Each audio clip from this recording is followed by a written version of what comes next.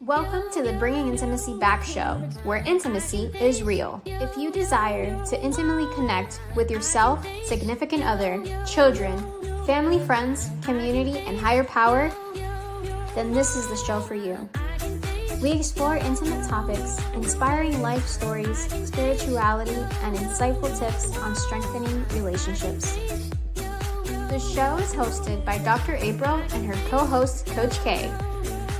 Let's get this episode of the Bringing Intimacy Back show started. We share with you today the secret power to intimacy to create the life you love or love the life you create. Now here's your host, Dr. April, and her co-host, Coach K.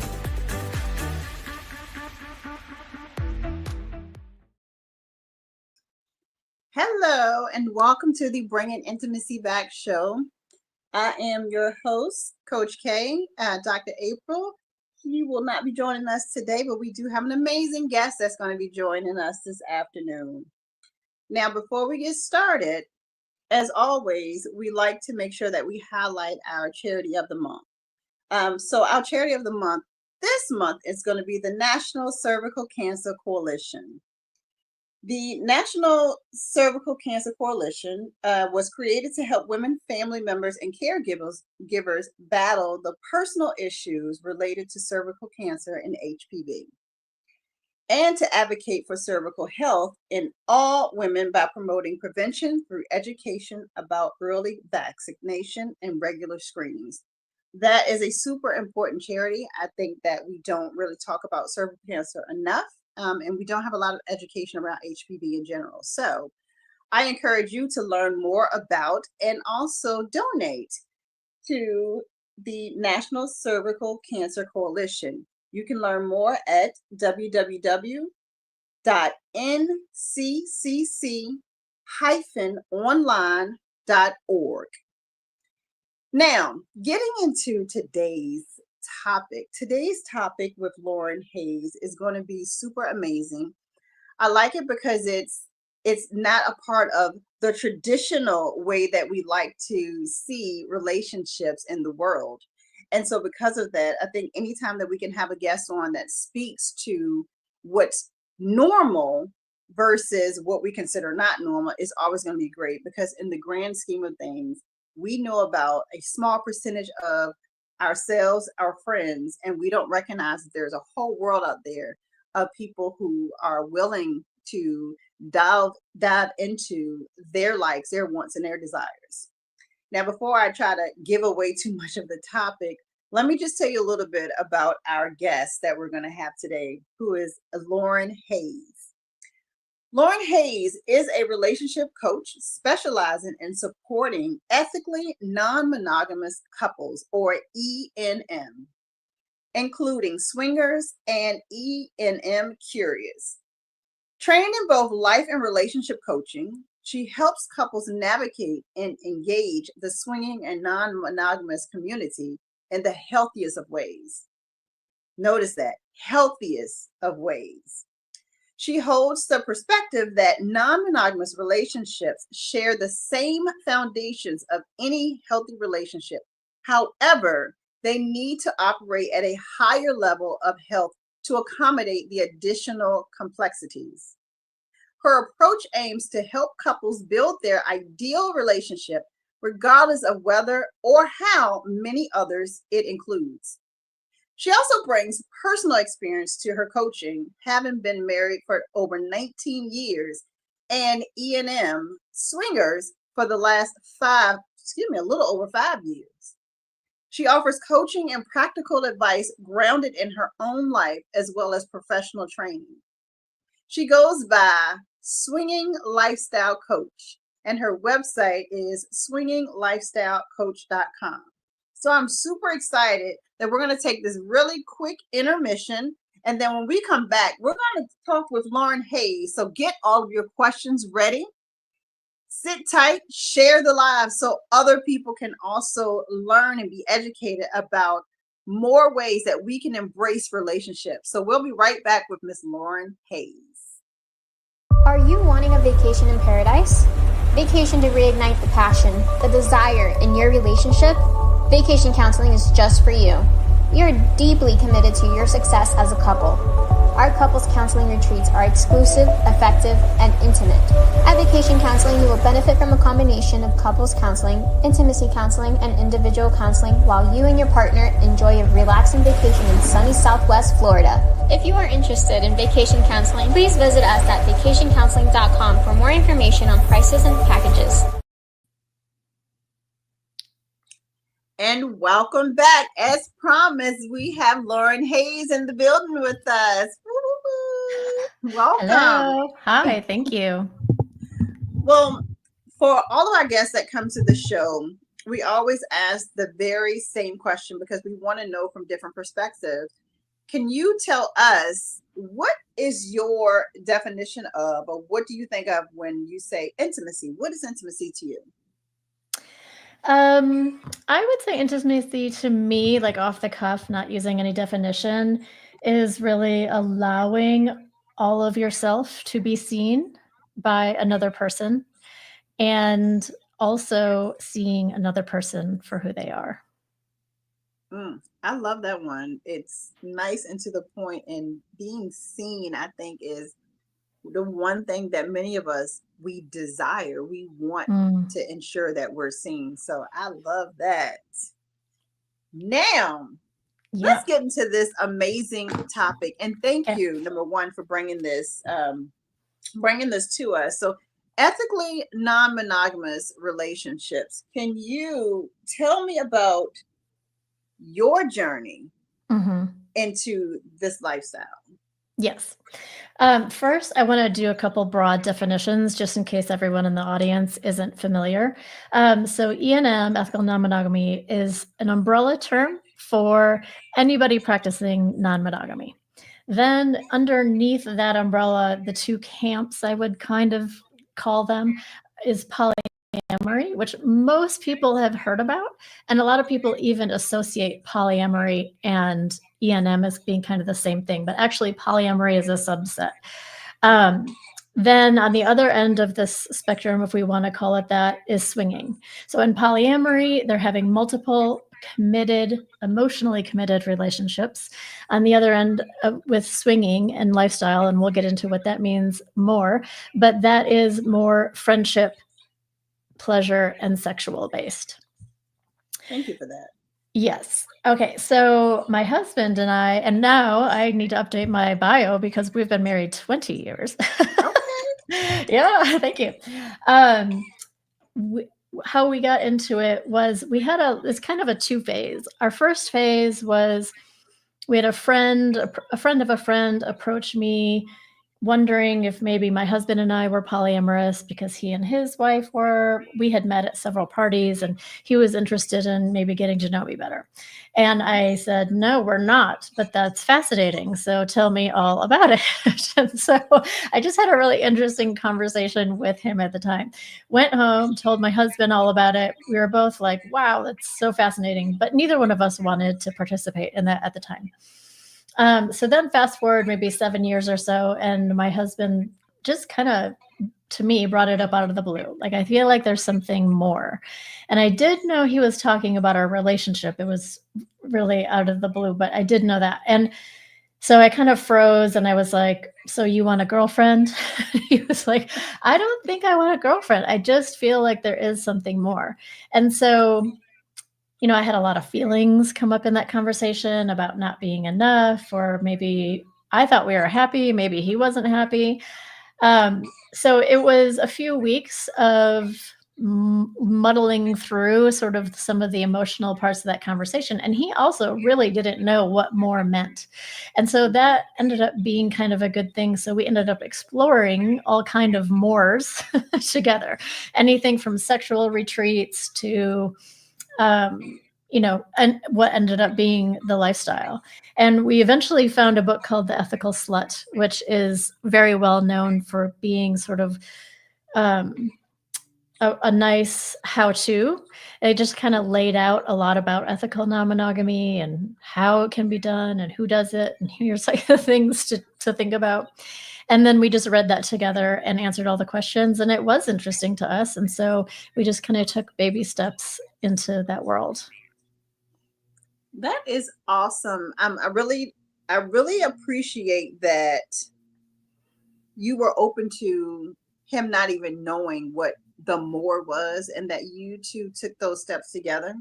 Because Mm-hmm. it sounds like, just reading your bio, understanding that um, the lifestyle, and yes, I would like for you to give more of information on the lifestyle, but the lifestyle does need a higher level of understanding, knowledge, communication, Mm-hmm. because of the nuances that can come along with the traditional way to be. Mm-hmm. So let's dive. What is the lifestyle? So the lifestyle is it's not as broad of a term as ethical non-monogamy, but it's kind of an umbrella term over on the swinging end of the spectrum. And because swingers are typically having sexual relations with other people, but there are lots of people in the lifestyle who don't. So they're there either for the social scene, they're there because they like to be watched, they're there because they like to watch others. There's all kinds of different ways that, like, I mean, some could even argue, like, are they non-monogamous if they're not really interacting with other couples? But the lifestyle is sort of a broad term over there.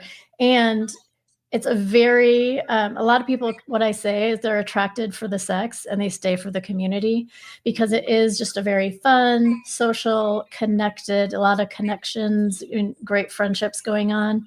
And so a lot of people also will, and this is related to your last episode that I loved so very much, on sexual fantasy. Sexual fantasy is one foray into which people might investigate this community. So, like I said, they might want to be watched. They might want to watch others. Maybe they want to invite a third in. In those instances, I actually really encourage people to leverage the lifestyle community, because these are people who, like to your point, we're well versed in communication and the things we want to consider, and how we operate ourselves. That is super important. And when you're interacting with someone who knows how they operate, they're real clear on their boundaries, that's going to make your life a lot easier. So, hearing all of that, can you tell me what are some ways that your relationship has grown or transformed since Mm-hmm. walking into, or that transition into E&M? Yeah, so many ways. In fact, so this is, if it's okay, I'll mention my book at this time. So it's called For Better or Even Better: 7 Lessons on Love and Life from a Non-Monogamous. So these are the 7 big lessons that I feel like my husband and I have learned through non-monogamy. These are important love and life lessons for everyone. They happen to have been learned by me through non-monogamy, and that is because I often equate non-monogamy to taking your relationship to the gym. So when we're in relationship with people, we tend to have patterns and get used to things, and we might avoid some things, especially if we're not good at it as a couple. And so we'll just avoid those hard conversations, and that's just how we're kind of wired to operate. So when people get into non-monogamy, they often report feeling closer, and that's because it's like going to the gym and having the trainer look at you and be like, you haven't been doing squats. And you're like, oh, dang it, I hate doing squats. But ultimately, you're going to be more fit for the process. And so yeah, I would say communication. Like, if you ask people why they felt closer after practicing non-monogamy, everyone will say communication. I go a little deeper into communication in the book and break that down into listening to learn, being self-expressed, connecting, and it is that being seen that we talked about in the beginning. That's why all of this brings about intimacy, because not only are you getting more curious about your partner, like, oh my God, you fantasized about that, I had no idea, and you're also willing to be seen. Now I'm sharing a fantasy or whatever people's foray is into, now I'm going to express something. So my husband saying, I think there might be something more. That was very vulnerable, actually, of him to bring this up. And in that conversation, what was really great is he didn't know what it was, like you said. So it allowed for exploring. So that's kind of the mentality I think people start to adopt more often in their communications with their partners in non-monogamy. Oh, that's interesting to you. Oh, that's what you thought. And bringing that curiosity. And that is a practice because oftentimes we're hearing through a filter that it might be a little defensive, might be taking things personally. And that's something that once you get into this world, you recognize, oh, this is not about me or our relationship. This is just what they're curious about. It's okay to be curious about something. And also, it's okay to be curious about something and not explore it. So, like, our story ended with me being open to that exploration. It can also be, I'm just curious about this thing. It's like, really? I would never consider doing that. Even having, like, what is appealing to you about that? And then sharing that conversation without the defense, without taking it personally. Just in that one conversation, you could probably learn a lot about each other. Most definitely. Yeah. Well, thinking about all of the moving parts, and I'm guessing that I guess me having multiple personalities, self-diagnosed, that's what keeps kind of the spark in my relationship. Because like you said, when things get one-dimensional, at some point you're like, okay, now what do we do? It's 10 years in, we've done all of what we can do, we've hit a wall. So when someone decides to walk into the lifestyle E&M, how should they handle jealousy and those emotional triggers? How does that work? Yeah, so this is a really big one. This is chapter 3. This is about emotional sovereignty. So this is a very big lesson that I've learned because my tendencies, I want to say prior to the lifestyle, but still, we kind of keep our tendencies around, but I'm more aware of them now, is a very codependent tendencies. Like, I'm just going to keep everybody happy, so there's no conflict. And, even if I'm not really expressing myself, that's okay, because as long as everybody else is happy, we're good. So that gets highlighted in this world, as you can imagine, because the stakes are a little higher. You're like out interacting with other people. And so you're like, well, I'm not just going to go along with, well, some people do, and that's to their detriment. But, I'm not going to just go along with this. Like, I need to start voicing what I want and what I don't. Now, to address your jealousy, I would say the difference between people practicing non-monogamy and those not, because everyone asks us, do you not feel jealous? How do you handle the jealousy? I would say we have a different relationship with jealousy, which is, of course, I'm going to get jealous. There are going to be times that I feel jealous, and it's okay. And where the sovereignty comes in, sovereignty is probably best defined using an example. So a not very emotionally sovereign person might say something like, you made me feel so jealous last night when you were dancing with that woman. And emotional sovereignty is owning your emotion and saying, last night when I saw you dancing with that woman, I was so jealous. Now, that has just created a little bit of space for your partner to go, really? Why? Because if you say, you made me, that's automatic defense. Yeah. There's not a lot of space in there for conversation. Now, in emotional sovereignty, I'm owning my own emotion, and I'm sharing it with my partner, and we're going to work through that together. It is not my partner's responsibility to never make me feel jealous. It is not their responsibility to even fix the jealousy for me. But I'm welcoming them into this conversation to support me in my jealousy. And sometimes maybe a boundary does need to be created. I'm recognizing that this is a situation that just does not sit well with me. Can we just avoid these situations? Okay, well, maybe for the now, that is a boundary. And like, that's the other thing, is boundaries are always changing because your comfort zone is always changing. But that sovereignty is you sitting in the space of, I'm going to own my feeling, and then I'm going to bring others in where needed. Because sometimes, we wake up the next day and you're like, that was not a big deal. Like, I was just feeling jealous last night, but normally that's a situation I don't feel jealous. It's not really worth bringing up.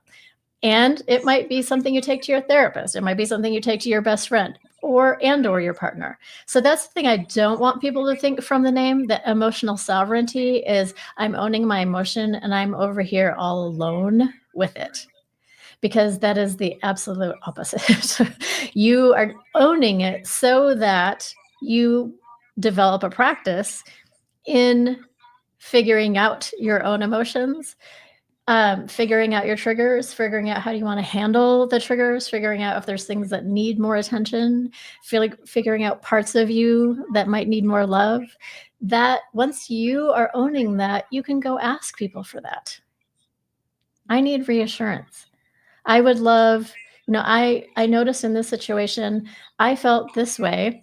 I think it's because of that one other time that we were out, and you remember how that ended in a big fight. So maybe when we're in that situation, if you could just reach out and grab my hand, that would help me so much, because that is the holy grail when you can own your feeling and you can identify what you need, and then you can ask your partner for it.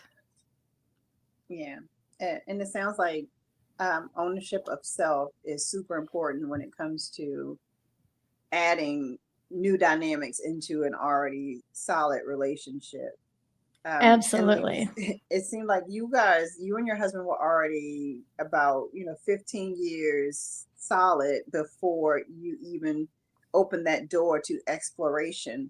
So with that, and thinking about your transition, what is some advice that you would give to someone who's transitioning from monogamous to non-monogamous? Yeah, so I have a free guide on my website. I have 2 free guides that might help people. One is called Popping the E&M Question, and this is about approaching your partner if it's something you're nervous about even approaching your partner about. And then there's a second guide, which is E&M right for you? And that is something you would look at with your partner. There's a quiz in there that you can do together to just start some conversations about the things you want to be considering going into it. The other thing that I would say is we were 14 years solid. We thought we had a great relationship. We did have a great relationship, but this is the inspiration for my title, For Better or Even Better, because most people will report that are, practicing this in healthy ways, again, will report feeling even closer. Like, we thought we had a great relationship and then it got even better. And it's just because these relationship skills underneath get worked. And you recognize right away where you're not communicating, where you're not self-expressing, where you're maybe not listening to your partner with curiosity. And then those things, everything's a practice. Always. No one is not perfect at this stuff, but it creates awareness.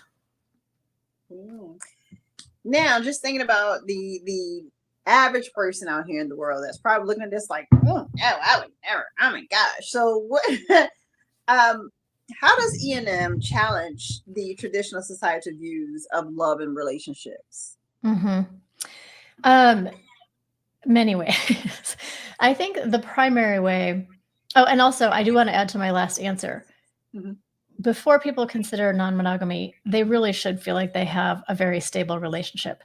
There is one thing that happens, and I don't know why, that people who are in a very distressed relationship will decide, let's open this up as a last resort. And I'm like, no, it's like the worst idea. So if you are considering it, you better turn to your partner and be like, we're in a great place, right? Because I feel like we're in a great place. Okay. So then, I'm sorry, can you repeat the next question?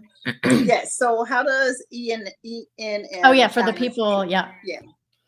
How does it so I think there are 2 things, and I am notorious for losing track of my numbers, but one is that in monogamy, first of all, most of us never chose monogamy. We just did monogamy because we didn't know there was any other option.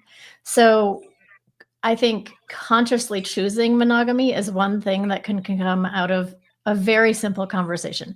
You hear this podcast, you turn to your partner and be like, yeah, I would never do that. And your partner is like, yeah, I'm not into that either. You just consciously chose monogamy. So the next question is, are we doing monogamy well? Do we feel like we're doing it well? And that can already just start a really interesting question. So consciously choosing is one thing. Another thing is that we have been taught in our culture that there is friend, there is maybe best friend, and there's in relationship and I'm in love with you. Where we operate is, so there are a lot of levels of connection between hi, how are you, and I'm in love with you. A lot. That's the space that we're operating in. So the polyamorous are even operating beyond that because they're doing multiple emotionally committed relationships. They are falling in love with other people. In the lifestyle, we are typically not, and everybody's defining this for themselves. So I try not to speak in absolutes, but typically not going to I love you and not going to emotionally committed relationships. So we're operating in an area of friendship. Well, we're mixing sex, we're mixing friendship, we're doing all these things that our culture has told us isn't possible. And that really flies in the face. We're like, it is possible because we're doing it. And that's one thing that's really interesting, is that when people get in it, it is confusing because of this sort of cultural learning, these underlying beliefs that maybe we haven't even thought about. And so there's a lot of unlearning that happens in the process. When my husband and I started, we're like, I don't know, can we only see a couple once before, never again, because we don't want to create too much attachment. And then we met somebody in the early on, they're like, oh yeah, we mostly hang out with lifestyle people now. And we're like, oh, well, that's never going to be us. That was totally us, because we recognized that there is this space that exists of casual sexual relations, friendship, deep friendship even, that doesn't have to mean you're in an emotionally committed relationship. It's all about people's intentions and expectations. That's one thing you just want to be really clear on with people. And that's one thing in the crossover between the poly and the swinger community is, we need to talk about our boundaries and our emotional boundaries and all those things, because people do have different intentions.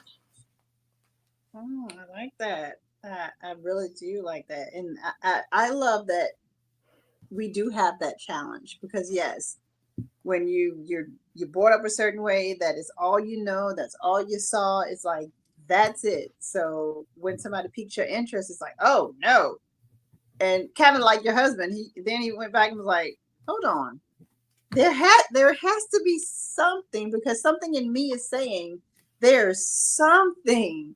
Even though I was brought up in this square, round and triangle and rectangles, all of those seem so amazing to me. Yes. So I think being able to challenge that and, not feel ashamed, because if we weren't meant to explore all of these things, we wouldn't have a mind of our own. We would not have the space. And I'm glad that there is a community that's far bigger than any of us, honestly, would ever know. Mm-hmm. Absolutely, because there is. your neighbors, your Yes. pastors, your cashiers, Yeah. And because they keep their private life where it should be. So I get that. So can you tell me, what would you say is the most rewarding aspect of E&M? I'm going to go chapter 4, which is called Love Your Partner, but Love Yourself a Little Bit More. So I think all the lessons end up pointing to turning within, trusting yourself, listening to yourself, being self-expressed, and ultimately, like you said, even questioning things that are inside and maybe not even having all the answers, but bringing them to the outside. And that's that self-trust, and I think that's ultimately my absolute biggest lesson. I have a tattoo that says I choose me. And it came out of, all these things, all the experiences, but that's probably the most meaningful, and the one that, like the trickle down theory, that's the one that trickles down to all the other things. So that putting you in the front of the line, I think that is amazing, because when it's just you and one other person, most people shrink themselves to ensure that the other party feels okay. But when you're wide open, because I'm assuming that this is the biggest vulnerability of your life, when you open yourself to something that other people just don't get, then you being number one has to be the thing. Yeah, and And I if I think, can, to answer your last question, I actually have a third thing about kind of the flying in the face, the unlearning that happens, is mhm, that I think in monogamy, and here's the thing, I don't think many of us learn monogamy. We do it. We learn by a lot of challenge, and then maybe looking into some therapy or some self-help books or whatever. I so wish there was just like a simple class in high school about how to have a healthy relationship. But to that point, we don't often learn what monogamy is. I think there's a misconception, and I will absolutely say that I had this misconception, that once we get into these lifelong relationships, there's a little small print that mhm, says we're not going to upset each other. You know, mhm. I'm not going to bring anything up that I think is going to upset you, because it's not my role to, my role is to keep you safe and happy. When that fly, so what's flying in the face are two concepts here that I just talked about. I need to love myself a little bit more and go, you know what? Even though this might upset you, this is important for me to talk about this, and bringing in that sovereignty too. Like, this doesn't mean anything about you. This is just about me. And that's how I'm going to talk about it. But I would love to talk about this together. And that's the intimacy piece. Oh my gracious, this is such a refreshing conversation, and literally I could keep going all day long. Uh, but I want people to recognize that you're someone that they can reach out to. If it's somebody Mhm. out there that's saying, "Hey, I feel like I feel that question of there's more, but I just don't know where to start. I don't know what to do."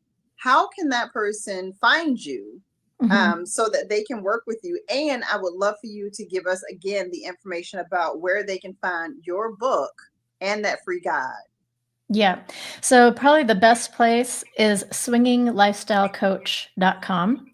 That's also what I am called on Facebook. That's also what I am called on Instagram. So just look for Swinging Lifestyle Coach. You'll find me under the same name everywhere. At my website, not only do I have the free guides, I have a link to where you can buy my book. I also have lots of resources. I have a blog that is, might be some fun reading. I have some other resources listed on there for people to investigate, books and other blogs and podcasts to listen to. And there will be linked to this, because I also put a link to all the podcasts that I do. But that's really the hub. They can also sign up for my newsletter there, and that will keep them abreast of all the different things I'm doing. Well, I thank you so much, Lauren Hayes, for being a part of this show, bringing intimacy back.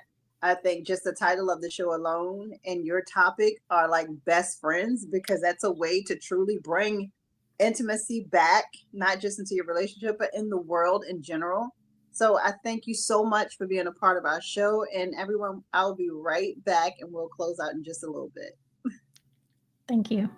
Mhm.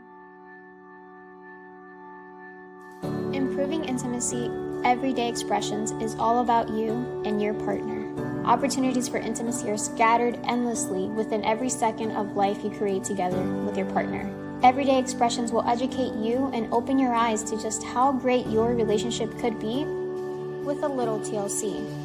Improving intimacy, everyday expressions provides a true baseline for the strength in your relationship you've been looking for. Available in Kindle, Audible, and paperback.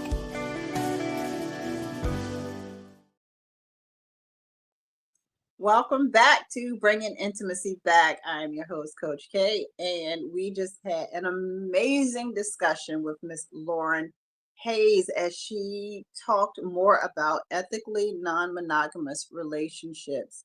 She gave us pointers from A to Z, and I guarantee you, if you go and follow her and you book some time with her, you will learn all of the middle pieces of that alphabet.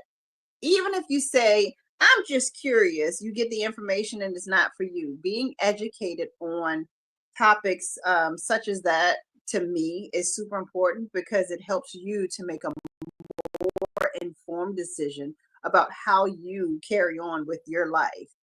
Sometimes you may feel like I am missing something. I don't know what it is. I've been with this person and I can't figure it out.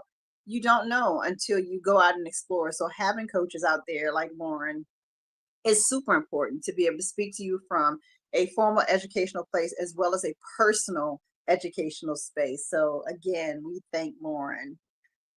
So we have some great shows that's going to be coming up here soon. So make sure that you stick with us. So February the 6th, we have Discover Your Hero in Hiding with Mark Collins. On February the 13th, we have Unlocking the Secrets of Attachment Styles with Bev Mitchellman. I didn't want to mess that up. And then on February the 20th, we have Choosing Courage Over Fear and Embracing Your True Worth with C.K. Sims. I want to remind everyone out there, if you're watching us, make sure you are following us on all of the platforms: Facebook, Twitter, TikTok, Clubhouse, all of the major platforms, YouTube. You will be able to find us. That's Bringing Intimacy Back. If you're loving our show, let us know about it. Also, if there are topics that you want to hear about, let us know. Drop those comments and make sure you share. Well, we will see you back next week. This has been the Bringing Intimacy Back show. I'm your host, Coach K, and you all have a great day. Bye, everybody. Thank you for listening to today's episode of Bringing Intimacy Back, where intimacy is real. You can also find us at bringingintimacyback.com, LinkedIn, Facebook, Instagram, Twitter, and YouTube. Dr. April Brown's 7-book series, Improving Intimacy, is now on Amazon. We'll see you next Thursday at 3:30 p.m. Don't forget to follow, share, and subscribe.